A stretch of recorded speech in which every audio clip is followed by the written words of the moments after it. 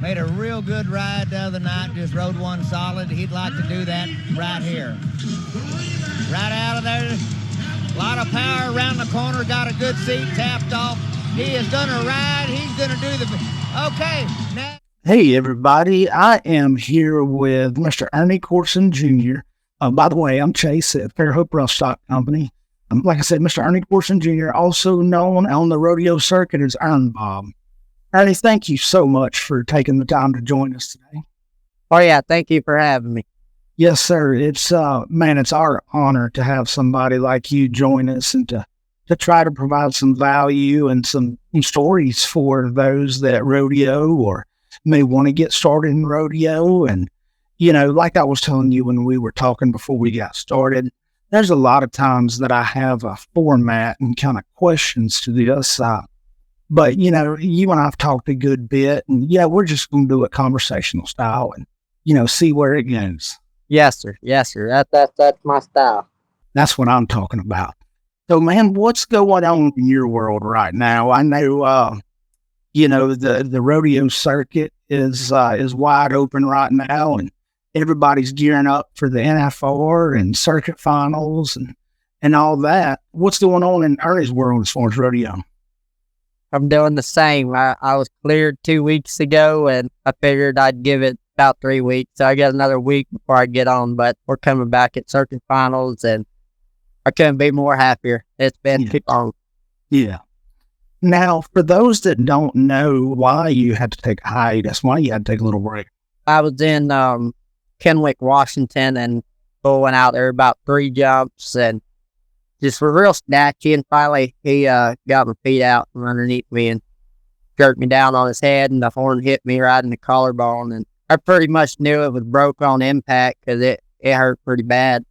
And I just ran to sports medicine and told them I was like, it's broke, and they looked at it and it was broke, and I knew I had 5 weeks left of the season, so it was kind of a little upsetting, and knowing I was that close. I was 17th in the world. I think I had like $90,000 won. Had a bunch of big rodeos left, called into. I had a bunch of good bulls drawn too. So it was pretty upsetting, but yeah, it's all God's plan. They're the reason he sent me home. There's no doubt. You never know what he was keeping you from. So a couple of things, you know, they're just those Justin sports medicine guys. They don't get the notoriety they deserve or the respect they deserve. Those are some of the best sports medicine guys in the world, and they really do all they can to take care of you guys, right? Oh, yes, sir. I've always been the type of guy that I'm not hurt. I don't need to go there. I don't need y'all to check me out. But after pro rodeo and really hitting it hard the last 2-3 years, those guys, they really are there to help you. They're not there to hurt you. They're not scary guys like I was thinking. They bring me in that trailer, they're going to do surgery on me. That's what I was thinking. So I never really liked going in them trailers. But after talking to a few guys out there rodeoing and stuff, and they're going in there getting doctored up, and you know, you always see Cody Webster and Dusty in there. If they're going in there and they're trusting the sports medicine guys, you know, it kind of made me look like, okay, I can trust these guys too. And over the past 3 years, they've taken really good care of me. And like you said, they don't really get as much appreciation as they should. They kind of, you know, behind the scenes and don't get seen a lot. But if there's any of them out there that'll watch this, I just want to tell them thank you for everything they've done for me, from hyperextending my elbow, taping me up, my ACL taping me up, my ribs getting me all good up for that. And even when I broke my collarbone, being there, helping me out and telling me what I need to do and doing everything they could to take pain away. And I sure appreciate everything they do for us. It gives me chill bumps. Those guys, they know that, you know, for you athletes, this is your career. You know, this is a career. And, you know, without it, you know, you don't support your family, you don't make a living. So their number one goal is to get you back in the saddle, back on the back of the bull, whatever, as fast as can, as safely as they can. Yeah, like we said, they don't get the respect they deserve. So we dang sure appreciate them. Oh, yeah. And I've also gained a few of them as fans we've had a bunch of people from whenever I broke my face in Reno last year, the first year I actually tried, or 2022 season. So the first year I actually tried rodeo and pro rodeo and hitting the road hard. And I broke my face in Reno and I was out, I don't know. They said there was a lot of blood in the arena and I was out for a while. I really don't even remember anything from it. I actually told my wife, I was like, what am I doing? And she's like, you're in the hospital. I was like, why am I in the hospital? I was like, I got to get on my short double. Like, we ain't got time to be at a hospital. What are we here for? And she's like, you broke your face. And I was like, no, I didn't. I was like, I haven't even got on my bull. I was 81 in the long round. And that's all I could remember. And she showed me a picture of my face and it was stuck out here like that. And I was like, whoa. Wow. So we had them come like throughout the year. And this year we've had numerous sports medicine guys or women come up to us and say, hey, it's nice to actually meet you now that you know who I am and you can see who's talking to you. Then just the amount of support and stuff that they gave me in Reno, that's the sports medicine's big family for rodeo. And now in 2022, you mentioned you broke your face. Where were you sitting at? How soon before the national finals was that? And where were you standing? That was June. We was just getting into the 100 rodeos in 100 days. So it was right there, middle ways of June. I want to say June 15th to 16th, 2022. And I was 10th in the world. I had like $50,000 won already. So, and that was like pretty big to me. When I first started last year, I didn't really have the confidence in myself. It was more confidence coming from my wife and coming from my friends that see me rodeo down here and telling me, hey, you need to go to it. So whenever I got there and I realized I'm in Reno, Nevada, here I am, just a little commercial fisherman from Okeechobee. That's pretty much been the big downfall of my whole career. I just didn't have enough confidence in myself. So I'm going out there, and then I was like, hey, I'm in Reno, Nevada. I'm 10th in the world. Like, I was like, that's big. I was like, I got $50,000 won. I ain't never seen $50,000 in my life. That just pretty much set that booster and confidence. I ain't looked back since then. And then like I said, I was 10th in the world, got my face broke. And like I said, this year was God's plan. I was supposed to, talking about surgery and told me wait 2 weeks, let swelling go down so they can see how much damage is actually done. And I was like, 2 weeks, swelling go down? I'll be healed in 2 weeks, swelling goes down. So within 3 weeks, I was back riding. And, they called me crazy. The Cowboy Channel shared a few stories and said, we don't know if he came back too early, but it doesn't seem like it because he ain't missing a beat. Just building that confidence and going out there. And then, you see it all the time with these guys, be number one in the world and stuff and get wrecked out. But, it's going to happen. But when it does happen, you don't really understand it. But like I said, it's God's plan. Maybe there's something else going to happen he kept from happening. Man, that is so good. So for 2022, for 2022 being your first season hitting the pro rodeo circuit hard, and you to make it to number 10 in the world, that is awesome, ErnBob. That just shows your dedication to the sport and to making yourself better and to be the best you can be. If you had to give a piece of advice, I ask the same question to all the professional athletes that I am honored enough to get to spend a little time with and talk to. If you had one piece of advice to give to someone who's kind of going through the same thing with a little self-doubt, and let's just call it what it is, a fear of failure. I don't care who you are, we all suffer from that, because at some point in your life, you've had somebody tell you you're not good enough. And, when it comes to taking a giant leap of faith, that's all we tend to hear is that one person that told us at some point in our life we're not good enough. So what would your piece of advice be to tell that person to motivate them to just do it, to take that step? I have to give all the credit to Mr. Clint Rollerson for this. He told me, 2022, it was starting out hard because, like I said, I didn't have no confidence built up in myself. And like I was started out and I was bucking off. I'd ride one here and there and hit a pretty good lick. And I just kind of got down on myself. And I guess he noticed it in my post, and he messaged me. He's like, hey, he's like, it's nothing wrong with you. He's like, you're where you're at. You're where you belong at. You're supposed to be there. And I'm like, I can't write nothing. And he told me, he said, do you get butterflies in your stomach before you get on? Sometimes. I was like, especially if it's a big rodeo. I ain't never really rodeoed out like that. I stayed at home. I was hometown cowboy. He's like, those ain't butterflies of being nervous or fear. He's like, it's the anticipation of being great. He's like, instead of thinking of what if, why don't you just think of what if I make it? Get on and do it. You're never going to know if you don't try. That really helped me out over the past 2 years. And that's why I have it hashtag what if I make it. Wow. It seems like this kind of commonality comes up every time I ask about that piece of advice.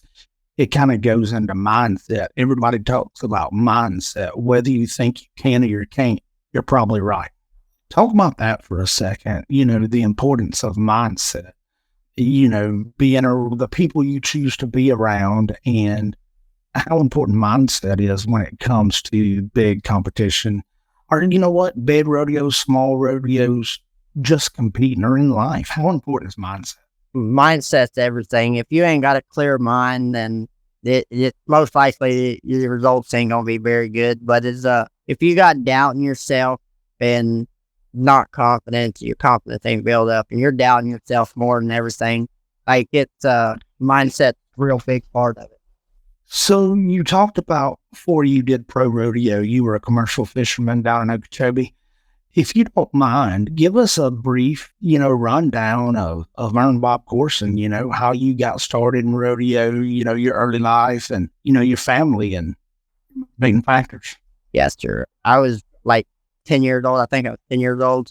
We lived across the road from a little rehab place, and our dogs would run over there because they'd throw out the scraps at the chow house, and the dogs would find them and go get them. So they started running across the road. So we couldn't find them one day, and we walked across the road, and me and my brothers, and we ran into the chow house. It was like, hey, brother Mickey. They was in there praying, and he's like, I'm right here, and just stopped praying. And because he was good like that with kids. Like, he was never rude to kids. He's like, y'all here to get y'all dogs? And I was like, yes, sir. And he's like, I put them down there in the dog pen, down there by the hog pen. Y'all know where to go? And I was like, yeah, we know where to go. We had to pick them up before. On the way down there was a man flying a kite. We later found out his name was Courson Jr. He asked us if we ever rode bulls before. And I'm like, no, I haven't never rode bulls. My brother rides bulls, and I want to, but my dad won't let me. Well, he's like, every fourth Saturday we buck bulls at the church and have a little rodeo. Y'all should come out. So we went out there, and like I said, my dad wasn't too fond of it and didn't want us doing it. So we kind of hid it behind his back for like 2 years. My mom, it's kind of crazy because my mom was supportive of it and went out and got us everything we needed. And we hid it pretty good behind my dad's back for like 2 years. And then he just kind of realized how good I was and started supporting me and taking me down the road and stuff. And I think I was about 15 or 16. He's like, hey, you got to get you some traveling partners, or 14. Yeah, I went out of state from the first time when I was 14. They get you some traveling partners. So I went out and got some traveling partners and rodeoed them for a little bit. And I kind of slowed down on riding and went to bullfighting. We just needed some bullfighters down here for some of the rodeos we had, and we didn't have like them older guys. They had pro show or something. So I kind of started bullfighting and got into that. And I had a lot of friends the whole time I was bullfighting. They're like, why ain't you riding bulls? You're too good. And I'm like, well, bullfighting pays. And back at that time, I was young and wanted to go out and party and everything like that. So bullfighting was good for me because I was getting a paycheck. I didn't have to get on and pay something and then gamble to win. So I kind of got into that stage at that age and started partying and doing bad. Forgot about bull riding and just was focused on bullfighting. And then my friends, like I said, just telling me, why don't you ride bulls? It kind of started hitting me, and I finally got back on the practice pen. And 4 or 5 years I ain't been on, but maybe 1 or 2 every once in a while. And he just come out there, and I spurred him down like I never missed a day. And it just kind of kicked off from there, and I slowed down on the bullfight. And I was always fished my whole life and catfish and stuff, and I got a little ranch job, and then I was like, this ain't cutting it. I got 2 boys and a wife. I was like, I got to make more than $300 a week. I can make more than that fishing. So I went back fishing and it's doing good. Got a little bit of money raised up and went to my first circuit finals and won that. I think I won like 12,000 there. So I was like, hey, that's a hit. That'll help me out for a year to get started. All I got to do is ride my bull to win more. I keep going. So that's kind of what we did. And the last 7 years of my career, I just got to thank my wife and my stepson Trenton for pushing me the whole way. Because if it wasn't for them, there's no telling where I'd be at, prison, dead, or somewhere. That's the kind of road I was going down. So I got to give all the thanks to my family and my wife, my stepson, and now my little boy Ryder. He's pushing me just as hard. Man, it just goes to show what you can overcome. You know, what obstacles in life you can overcome when you believe in yourself and you have people that believe in you. Yes, I thought I had friends, but turned out all I needed was a wife and a stepson. That is good. And let me ask you this. I know you've got your trademark. You know, after you make a good bull ride, you do a backflip. Yeah. I'm going to take a minute and show a clip of doing one of your backflips and let everybody that don't know kind of see what I'm talking about. Yes. You got to watch Ernie Courson. You got to watch this.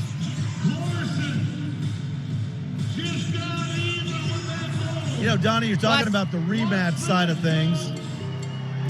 Kind of helps you come up with a game plan when you get close the first time. Got a game plan, and he was all set. Yeah, does the backflip. No fence is too tall for ErnBob Courson. All right, Ernie, tell us about the backflip. How did that get started? Well, it's probably like 2007. Me and a bunch of my buddies, we just got up on the fence and was doing it, and a couple of my buddies could do it, and I was like, well, I can try it. Well, I landed on my head a bunch of times before I actually got it, because I think I was more scared of flipping. Yeah. Like flipping backwards. I could do it front flip, but flipping backwards, it just off those 6-foot fence. It was kind of scary. So I'd twist and, land on my head most of the time. And we finally got it down to where I could land. And my buddies, they kept on wrecking. They're like, forget that. We ain't doing it. So it kind of just stuck with me. And I was like, well, I'll make that my signature move. And coming up down here in Florida, they really liked it, especially in my hometown doing it. And it kind of stuck. And I did it at all them amateur rodeos and a couple of them other associations down here. It went to the PBRs a couple times. I did it there. And I thought about it, and I was like, I might have been doing it before anybody knew about Renato Nunez, but he was the backflipper of the PBR. So I kind of stopped doing them in the PBR, and I was like, okay, that's him. And the PRCA, I never knew anybody to do it. So I was like, I'll do it in PRCA. If I ever go to the PBR, I just want to do the backflip there. I'll just do something else.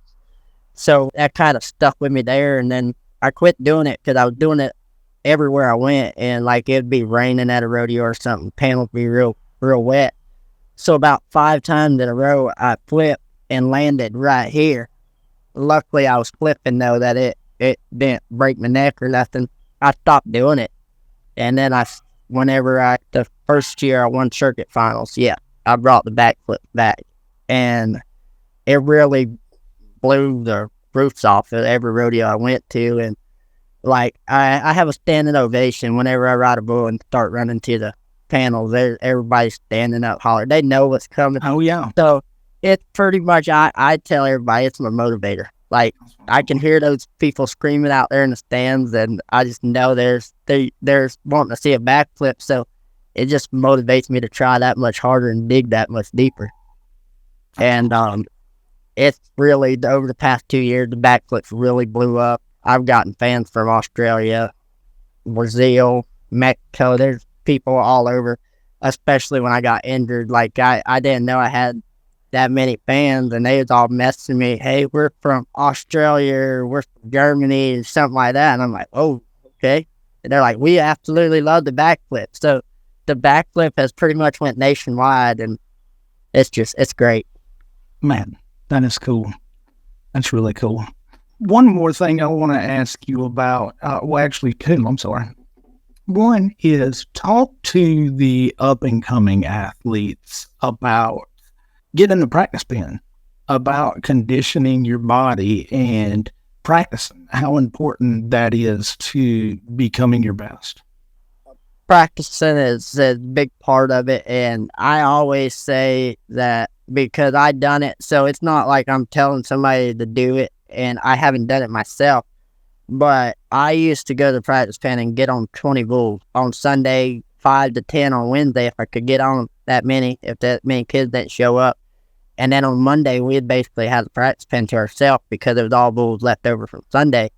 So I was probably getting on 50, 60 bulls a week practicing on. So the thing is, I tell all the up-and-comers guys that want to start riding and stuff, go to a practice pen and get on bulls. You don't have to go and get on PBR World Finals bull at the practice pen. Go get on one that jump kick, get them packed down where you're riding them. The next time you get on, you're 2-foot them across the arena. Step it up and go to a little bit higher one, turn back. Once you get that one figured out, you step up a little bit higher and don't just try rushing yourself through it. That's the thing with I see in a lot of these young guys is they try to rush through it and they just get hammered out because they're trying to move up so big. But the practice pen is a place to start, and if you're going to start out in bull riding and want to be a rider. Why don't you talk a little bit about that and, let everybody know about your upcoming bull riding school and where it's going to be and how they can get signed up? We got another one coming up in Okeechobee in January. It's still in the works, but need to keep an eye out for a flyer to be posted soon. And if anybody wants to enter that one, we're going to take 20 kids to that one too, or 20 students. We here at Fair Up Rough we'll keep an eye out, and when we see you announce it, we'll post it as well.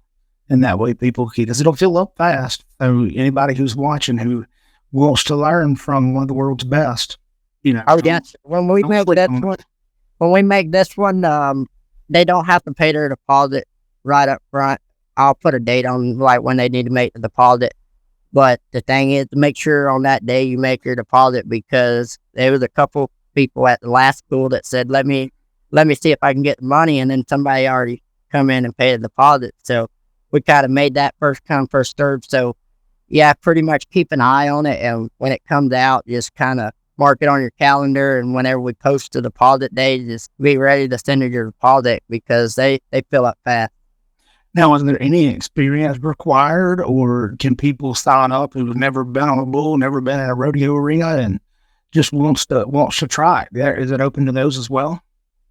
It's open to everybody. You can first timer. We got something for everybody. You've been on one, we got something from you there. We can work you. If you're 7 years old or 88 years old, come on. We'll put you on whatever we feel like you can handle. So what about equipment? Do they have to have any special equipment? If we'll have a few things there, but it'd be best for them to have like their own rope and vest and spurs. We can probably provide a helmet, but the thing is, we're trying to just get a bunch of equipment. You're going to have guys riding right-handed, left-handed, American, and Brazilian. So it's better to just have them have their own rope to get on.